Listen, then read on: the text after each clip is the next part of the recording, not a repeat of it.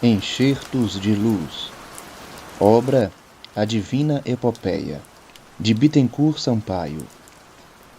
Nossa proposta é extrair os principais pontos da obra que resumem o pensamento do autor, sem fazer qualquer comentário pessoal sobre as ideias de Bittencourt Sampaio. Notas ao canto 17. Jesus declara chegada a hora do sacrifício que se há de realizar para progresso dos homens, cuja direção ele aceitou desde a origem do mundo, a fim de lhes dar a vida eterna, isto é, a vida dos espíritos puros. Pede a Deus lhe permita a realização desse sacrifício, que é uma das fases da missão terrestre de que se encarregou, para conduzir os homens ao arrependimento e ao progresso universal. Os homens que o Pai lhe deu são todos os espíritos que, como seus fiéis discípulos, mostram boa vontade na escolha de suas provas, de suas missões, e, como encarnados, se dispõem a cumprir essas provas, essas missões. É a esses que Jesus dá a vida eterna, explicando nos seguintes termos o que é essa vida. Consiste a vida eterna em conhecer-te como o único Deus que és verdadeiro e a Jesus Cristo que enviaste ao mundo. Ter a vida eterna, que consiste em conhecer o Pai, é compreender a essência de Deus. É, pela perfeição adquirida, pela pureza perfeita, estar em relação direta com Ele, penetrando assim, cada vez mais, no objetivo e nos segredos da sua divina vontade. É, como o Espírito puro, progredir eternamente na atividade incessante das obras e das missões, em ciência universal. Mas, para ter, assim, a vida eterna, que consiste em conhecer o Pai, é preciso também, e primeiro que tudo, conhecer a Jesus Cristo que o Pai enviou, isto é, compreender a essência, a origem, a natureza de Jesus, sua missão relativamente ao nosso planeta e à sua humanidade, sua missão terrestre e os frutos que havia e há de dar por si mesma, e pela realização das promessas e das predições que contém. É adquirir a pureza, a perfeição, que permitem ao espírito aproximar-se dele, estar em relação direta com ele e ser conduzido à vida dos puros espíritos, porque ele é o único encarregado do desenvolvimento e do progresso dos homens do nosso planeta, e de conduzi-los à perfeição, dando-lhes a vida eterna. O Divino Mestre depois declara que sua missão entre os homens chegou a seu termo.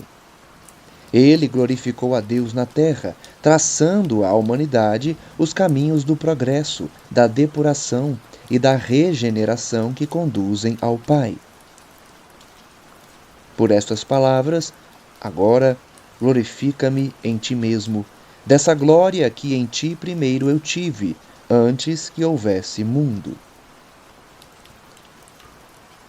Os discípulos ainda tinham que se sujeitar a provas, não do ponto de vista de expiação, mas sim inerentes à missão que deviam desempenhar.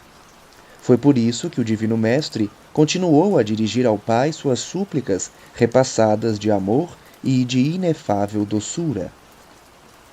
Por estas palavras que profere falando de seus discípulos, para que sejam um, do mesmo modo que ambos nós, faz-lhes compreender que deve haver entre eles comunhão de pensamento, como entre Jesus e o Pai, para que sejam um pelo pensamento, como ele e Deus são um, igualmente pelo pensamento.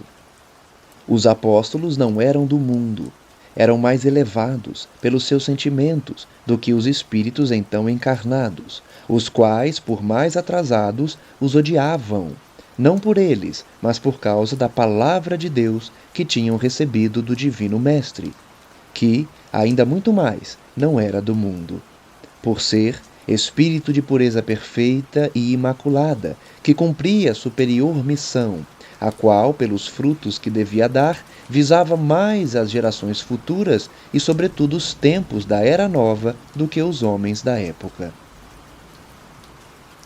Jesus faz ver aos seus discípulos que eles devem misturar-se com os homens para entre estes cumprirem a sua missão, mas cumprirem-na fielmente, abstendo-se de seus vícios e de suas paixões. Porém, nem só por eles eu te rogo, e sim também por todos quantos hão de crer em mim, em virtude da palavra que eles têm.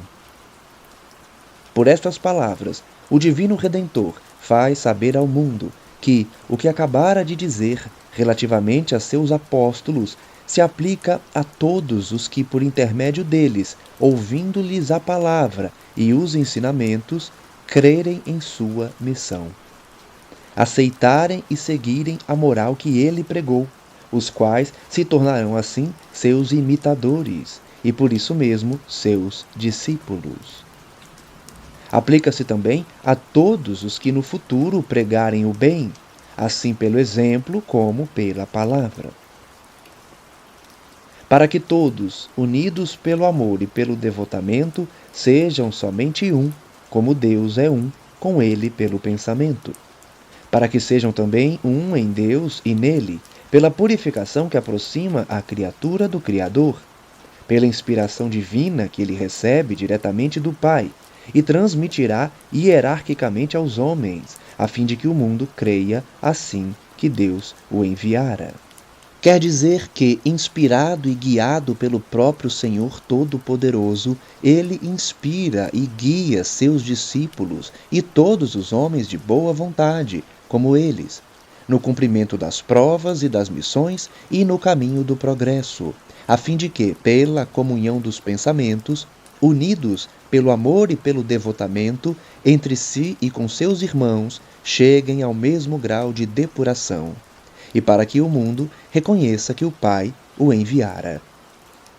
É assim que Deus os tem amado, como também a Jesus amara sempre.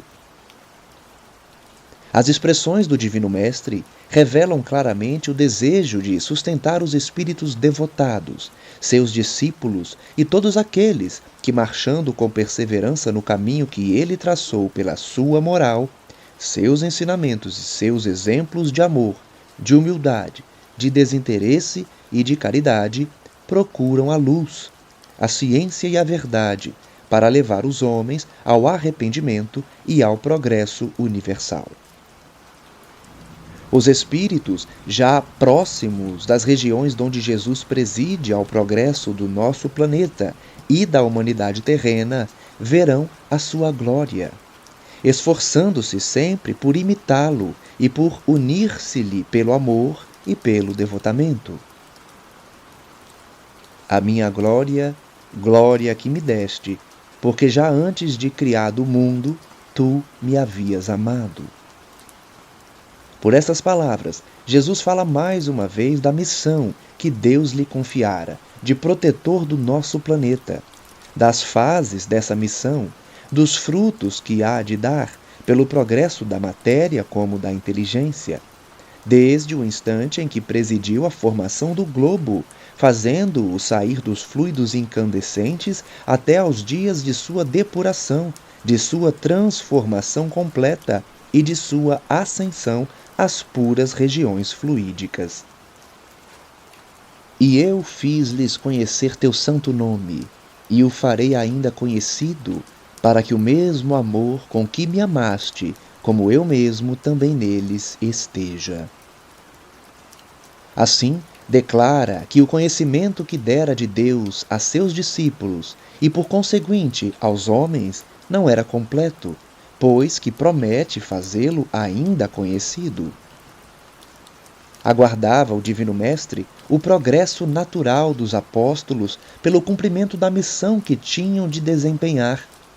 Esperava que eles, como os outros homens, cada um por sua vez e a seu tempo, chegassem progressivamente ao estado de perfeição a que ele ascendera por suas obras, e que assim se achasse em relação direta com eles, quando estivessem bastante depurados para subirem até a sua presença.